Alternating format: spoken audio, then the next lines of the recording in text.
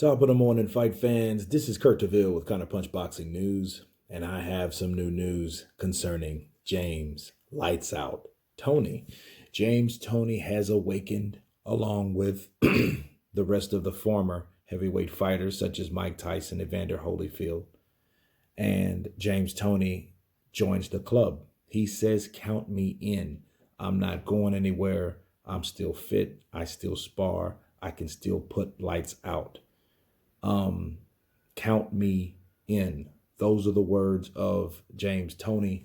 I think what happened, Mike Tyson has opened the floodgates for guys that want to get back in shape, guys that want to once again get back into the ring. Old habits die hard, especially old careers. Okay. These are things these guys did for years, for more than half of their lives, if not all of it. Okay. And I think James Toney, with the record that he has, I think he is another fighter that won't let go or won't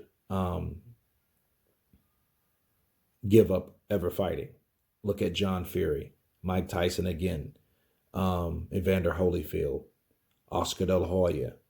We have several other fighters that all of a sudden want to get back into the sport, want to show their relevance in the sport, want to show that they still mean something. And I think Mike Tyson has done that for the masses of people that are up in age, that are over 50. And I'm not even sure that James Toney is at the age of 50, but, you know, it still fits the bill for retired fighters.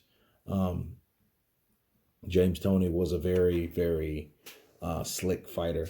You know, he started at middleweight, of course, and he is one of the most defensive sounded fighters I've ever seen. And for the record, he is 51. So he does join that club of fighters that want to get back in there and show that they still have it.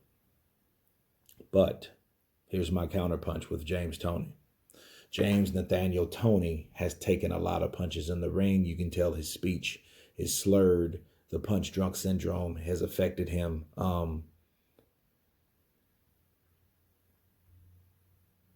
pretty much pretty well. You can tell it's noticeable.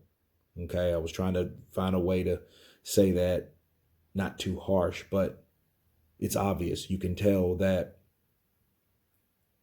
the effects have worn on him for being in battles in the ring. And the irony of someone like James Toney was so hard to hit in his head, but still suffers that type of punishment and damage and effects, you know, to his speech. And that saddens me every time I do, but it is worth it. I can't say it's worth it. To them, it was worth it. And to them, they don't know any other way, you know. So for anyone that has suffered already or has noticeable effects of being hit in the head, I wouldn't be for it. But of course, these guys, these legends, these warriors have their own mind and that they're going to make their own decision. And I think Mike Tyson has motivated these guys to do so. But James Toney says he's in. He says he's willing to mix it up with any of these guys, count them in. You know, and I think for a lot of these guys, it's an opportunity to fight fighters that they never fought. James Toney fought guys like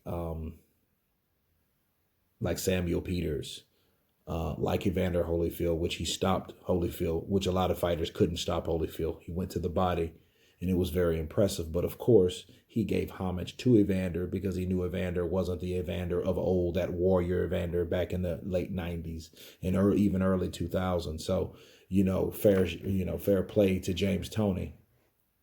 But I think that that gives him an opportunity to fight these guys. And I predict more and more fighters that have been retired will come back to the sport because they will think, well, if Mike can do it, I can do it. And that's exactly what James Toney is doing or has done or is going to do, rather, right? So that's my counterpunch on James Toney.